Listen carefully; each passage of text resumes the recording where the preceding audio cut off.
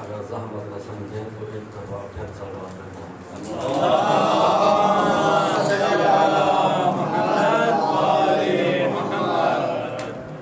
ماشاء اللہ لا حول ولا قوة الا باللہ العلی العظیم اعوذ باللہ من الشیطان الرجیم بسم اللہ الرحمن الرحیم الحمد للہ الذی اوضح لنا سبل الہدى والیقین وأوجب علينا التمسك بولاية علي بن أبي طالب اللهم صل على محمد وآل محمد أفضل الصلاة وأتم التسليم محمد الآمين ما شاء الله ما شاء الله الصلاة والسلام على محمد وآله الطيبين الطاهرين المعصومين ما شاء الله ما شاء الله ولعنة الله على أعدائهم أجمعين والملعونين السلام عليك يا أبا عبد الله وعلى الأرواح التي حلت بفنائك عليكم مني جميعا سلام الله أبدا ما بقيت وبقي الليل والنهار ما شاء الله ما شاء الله ولا جعله الله الآخر الأحد مني لزيارتكم السلام على الحسين وعلى علي بن الحسين وعلى أولاد الحسين وعلى أصحاب الحسين عليه السلام اللهم صل على محمد وآل محمد أما بعد فقد قال رسول الله صلى الله عليه وآله وسلم ما شاء الله حسين مني وأنا من الحسين صلوات پڑھیں محمد والد اللهم صل على محمد وآل محمد دعا ہے خالق لم یلد ولا یولد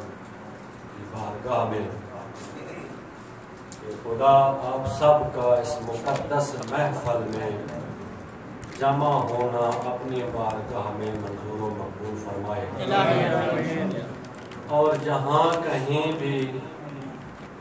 عزاداری سید و شہداء ہو رہی ہے خداوند کریم ان سب کی حفاظت فرمائے اور جو زائرین کے لیے مشکلات بنی ہوئی ہیں بحق اس مشکل کشا کے جوار کے ان کی مشکلات کو خدا دور فرمائے اور آخری ہماری دعا ہے کہ حجت خدا امام زمانہ کے ظہور میں تعجیل فرمائے اپنی اپنی عبادت کی قبولیت کے لیے اور امام زمانہ کے ظہور کی تعجیل کے لیے بآواز بلند صلوات اللهم صل على محمد وآل محمد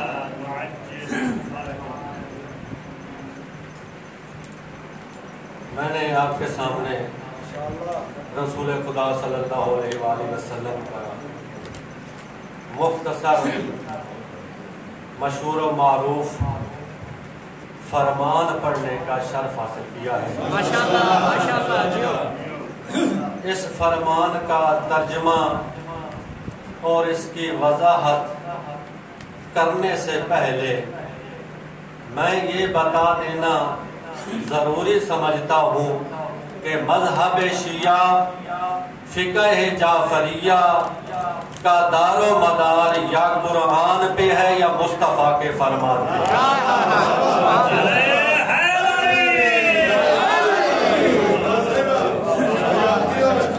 خدا آپ کو سلامت رکھے، خدا آپ کو بار بار اس جیسی محافل کا اہتمام کرنے کی توفیق عطا فرمائے۔ میں نے فرمان پڑھا ہے محمد مصطفیٰ صلی اللہ علیہ وآلہ وسلم کا، اس زبان سے یہ فرمان جاری ہوا ہے جو نہ کنبہ پرور ہے اور نہ خاندان پرور ہے، بلکہ یہ حق پرست ہے۔ اگر یہ بولنے والی زبان کسی کی تعریف کر رہی ہے تو حق سمجھ کے کر رہی ہے، اگر کسی کی شکایت کر رہی ہے تو وہ بھی اس کے حق کے دور ہونے کی وجہ سے شکایت ہو رہی ہے۔ یہ ہے فرمان رسول خدا صلی اللہ علیہ وآلہ وسلم فرما رہے ہیں کہ حسین مجھ سے ہے اور میں حسین سے ہوں۔ اب اس کے دو جملے ہیں، ایک ہے کہ رسول فرما رہے ہیں کہ حسین مجھ سے ہے، یہ تو سمجھ آتا ہے اور واضح ہے، ہر کسی سے واضح ہے کہ بیٹا باپ سے ہوتا ہے۔ لیکن دوسرا جملہ تھوڑا سا مشکل ہے، جس طرح رسول فرما رہے ہیں کہ میں حسین سے ہوں۔ تو اب میں اس دوسرے جملے کی وضاحت کے لیے ایک مقدمہ بنانا چاہتا ہوں، اگر آپ کی توجہ ہو تو چاچا محسن۔ تو جب کسی کی تعریف کی جاتی ہے، کسی کا تعارف کرایا جاتا ہے تو دو طرح کا ہوتا ہے۔ ایک تعارف اس کا ہوتا ہے ذاتی اور دوسرا تعارف ہوتا ہے اس کا نسبی۔ ذاتی کو دوسرا نام دے سکتے ہیں کہ حسبی، یعنی ایک تعارف ہے حسبی اور ایک تعارف ہے نسبی۔ اب حسب کے لحاظ سے بھی دیکھا جا سکتا ہے اور نسب کے لحاظ سے بھی دیکھا جا سکتا ہے۔ تو ہم آخری جملے کی وضاحت کرتے ہوئے اس دو تعریفوں کا جاننا ضروری ہے کہ ایک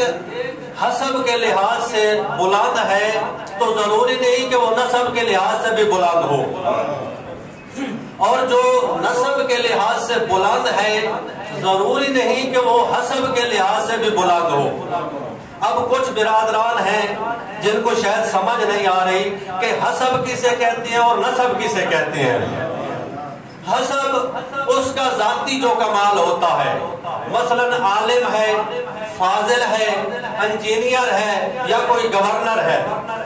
یہ اس کا ہے ذاتی کمال۔ اور دوسرا نسبی کمال، یعنی کس کا بیٹا ہے، کس کا پوتا ہے، یہ ہے نسبی کمال۔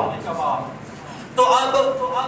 میں بتا چکا ہوں کہ جو حسبی کمال رکھتا ہے ضروری نہیں کہ وہ نسبی کمال بھی رکھتا ہو، اور جو نسبی کمال رکھتا ہے ضروری نہیں کہ وہ حسبی کمال بھی رکھتا ہو۔ اب اس میں ہے کہ کچھ ہیں جو حسبی کمال رکھتے ہیں، نسبی کمال نہیں رکھتے، اور کچھ ہیں جو نسبی کمال رکھتے ہیں لیکن حسبی کمال سے پست ہیں۔ اب میں مثال دینا چاہتا ہوں کہ نسبی کمال میں کون بلند ہے اور حسب میں کون پست ہے۔ حضرت آدم علیہ السلام، نسب کے لحاظ سے ان کا بیٹا بہت بلند ہے، اگر اس کا حسب دیکھا جائے تو اس کا بیٹا بھائی کا قاتل ہے۔ اور دوسری مثال دیکھیں، حضرت نوح علیہ السلام کا بیٹا بہت نسب بلند ہے، لیکن اگر دیکھا جائے حسب کے لحاظ سے تو وہ بابا کی شریعت کے مخالف ہے۔ یہ ہے نسب میں ہے بلند لیکن حسب میں ہے پست۔ اب ہے جو حسب میں بلند ہیں لیکن نسب میں پست ہیں. ان میں سے سلیمان فارسی، جس کے بارے میں رسول خدا صلی اللہ علیہ وآلہ وسلم نے فرمایا کہ سلیمان منا اہل البیت، کہ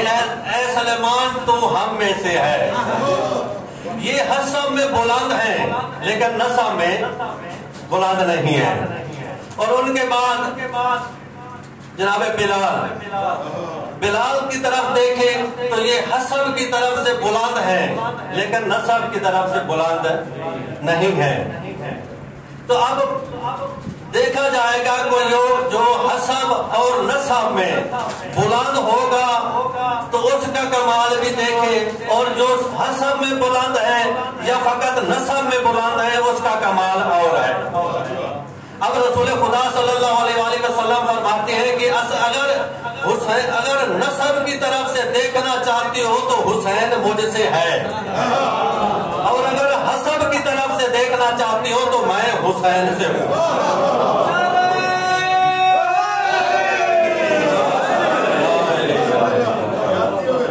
اب آگے نسب کی طرف بڑھتے ہیں کہ رسول خدا صلی اللہ علیہ وآلہ وسلم محمد بن عبداللہ بن عبد المطلب بن ہاشم بن عبد مناف الی آدم علیہ السلام. نسب دیکھیں تو کتنا بلند ہے، اور اگر ان کا حسب دیکھیں تو تمام انبیاءوں میں سے کہیں سے نظر آتے ہیں سلطان الانبیاء، کہیں سے نظر آتے ہیں بانی شریعت، کہیں سے نظر آتے ہیں صاحب معراج، اور کہیں سے نظر آتے ہیں صاحب قرآن. تو اب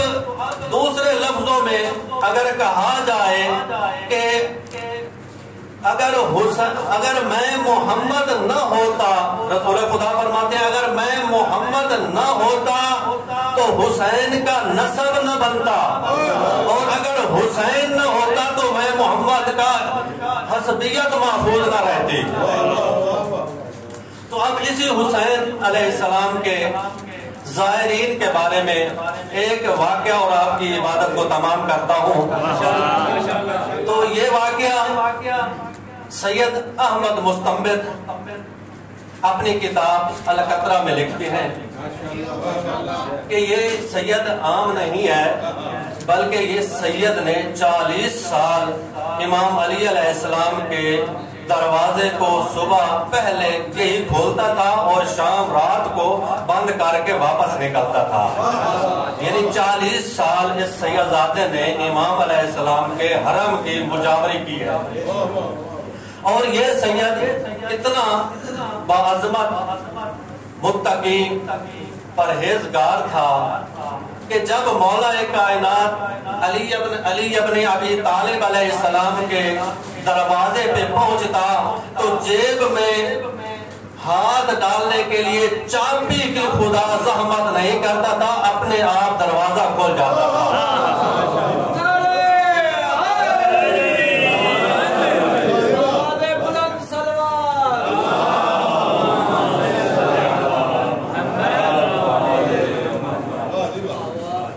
تو یہ سید اپنی کتاب میں واقعہ لکھتا ہے کہ جو بندہ جہاں کہیں سے بھی صرف ارادہ کرے کہ میں حسین علیہ السلام کی زیارت کے لیے جانا چاہتا ہوں تو خداوند کریم اس کے لیے 70,000 ملائکہ کو خلق کر دیتا ہے. اور دوسری روایت میں ہے کہ 1,00,000 ملائکہ کو خلق کر دیتا ہے. خدا فرماتا ہے کہ اے ملائکہ میں نے آپ کو ان کے صدقے خلق کیا ہے، یہ میرے حسین کی زیارت کا اس نے قصد کیا ہے. جب تک یہ بندہ میرے حسین کی قبر کی چوکھٹ پہ نہیں جاتا تو اس بندے کی حفاظت کرو. تو وہ 70,000 ملائکہ اس نیت کرنے والے مولا حسین علیہ السلام کی زیارت کا اس کی حفاظت کرتے ہیں. 1 سال 2 سال کافی عرصہ کے بعد خدا اس کو موفق کرتا ہے تو وہ آتا ہے مولا حسین علیہ السلام کی قبر مبارک کی زیارت کرنے کے لیے۔ جب اس کی نظر مولا حسین علیہ السلام کے قبہ مبارک پر پڑتی ہے تو تمام ملائکہ ایک زبان ہو کے کہتے ہیں کہ کتنا خوش نصیب ہے تو کہ خدا نے تیرے پچھلے سارے گناہ معاف کر دیے۔ پھر ملائکہ کہتے ہیں کہ باراللہ ہم نے قبر حسین تک پہنچا دیا، اب ہمارے لیے کوئی حکم ہے مزید؟ تو آواز قدرت آتی ہے کہ یہ بندہ ابھی میرے حسین کی قبر تک پہنچا ہے، زیارت کرے گا، زیارت کرنے کے بعد واپس وطن جائے گا، تو آپ ان کو خیر و عافیت سے اس کو بحفاظت وطن پہنچاؤ۔ وہ 70,000 ملائکہ اس کو واپس وطن پہنچاتے ہیں۔ جب وہ وطن پہنچ جاتا ہے تو وہ ملائکہ پھر التجا کرتے ہیں کہ باراللہ اب تو یہ وطن پہنچ گیا ہے، اب ہمارے لیے کیا حکم ہے؟ تو خداوند کریم کی طرف سے آواز آتی ہے کہ یہ عام بندہ تو تھا نہیں، اب وطن پہنچ گیا، جب تک یہ دنیا سے جاتا نہیں آپ اس کی حفاظت کرو۔ تو زندگی اس نے گزار دی، زندگی گزارنے کے بعد جب دنیا سے چلا جاتا ہے تو اس کو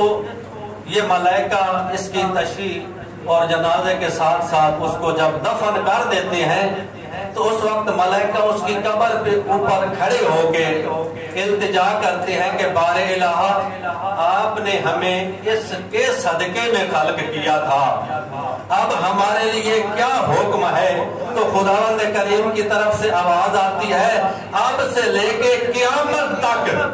آپ کی ڈیوٹی ہے کہ آپ اس زائر حسین کی قبر کا طواف بھی کرو اور اس کے لیے استغفار کرو۔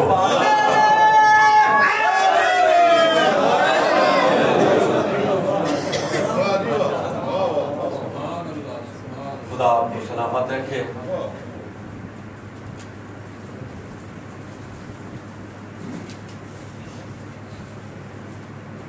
مجھے حکم دیا گیا ہے کہ ثانیہ زہرا کے مصیبت کے چند جملوں کا ذکر کرنا ہے۔ عزادارو، حضرت آدم سے لے کر خاتم سے پہلے جو بھی نبی گزرے ہیں نا، کسی نبی کے بیٹوں کے ساتھ اتنا ظلم نہیں ہوا جتنا آخری نبی کی بیٹیوں کے ساتھ ظلم کیا ہے۔ خدا آپ کے پر سے قبول فرمائے۔ تو یہی ثانیہ زہرا کا جب بچپن تھا، 4-5 سال کی عمر تھی،